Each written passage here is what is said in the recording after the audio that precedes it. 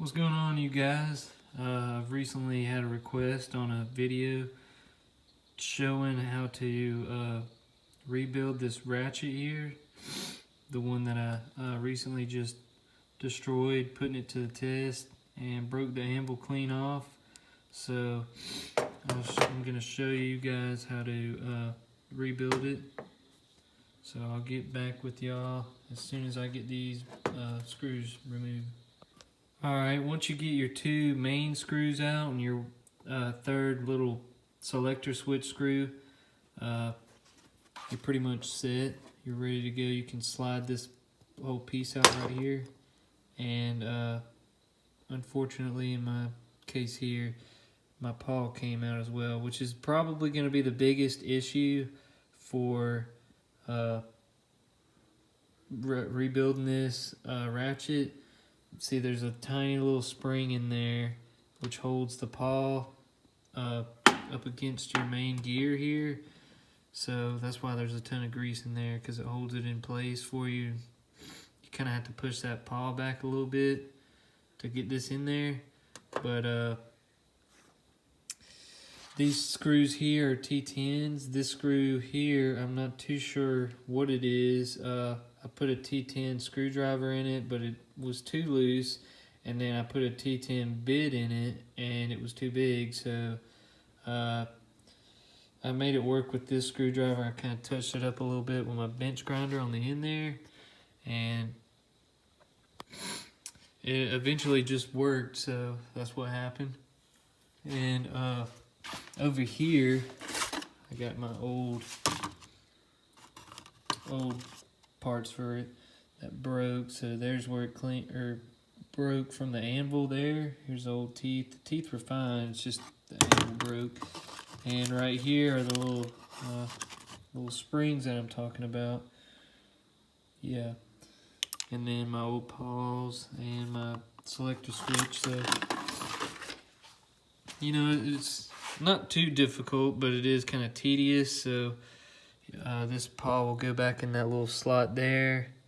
I'm pretty sure I'm not going to be able to do it one-handed, but you just put this paw in that little slot there, push up against this spring, and then slide your main gear in, and put your cover on, you know, with your spacer, of course, then tighten it all back down.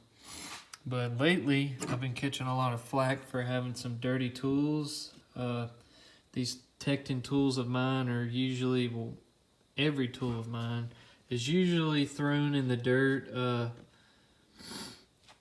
and work pretty much as hard as it can work. So I don't really have a lot of time to clean my tools. I'm in the middle of an engine build, and right now I'm in the middle of a side job of mine and a full-time job, so I don't really have time to sit back and just, you know, clean my tools. And it's really always been like that between school and just me doing my little side jobs and whatnot. So I'll give y'all a little peek of what I'm working on now, just to give y'all a little understanding of what I'm talking about.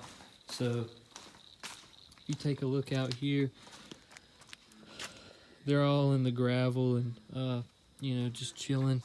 So they do pick up a good bit of dirt and grime. Most of the stuff that I work on is not exactly the cleanest and newest vehicle, or, you know, not the newest, so it's not going to be the prettiest, and it's not going to be the cleanest engines or vehicle that you ever worked on. So they pick up a pretty good bit of dirt and grime, like these tools here, my little Ratchet down there, my screwdriver there. But I mean, that screwdriver is pretty new, so not as old as some tools that I've had for almost 5 years. So you kind of get the picture, you get what I'm saying. But if y'all want to see a toolbox tour, I'll show y'all my toolbox that I've had for about 6 months maybe. I'll give y'all a whole wall tour and whatnot. There's my dad's toolbox. Y'all just let me know in the comments what y'all want to see, and I'll definitely show y'all a video. Thanks for watching, and have a good day.